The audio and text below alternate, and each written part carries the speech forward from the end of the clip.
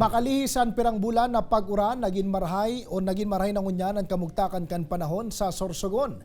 Kaya pira sa mga hayop nagpunaman na manotaran na magpasiring sa mga umahano komunidad sa banwaan kan bulan.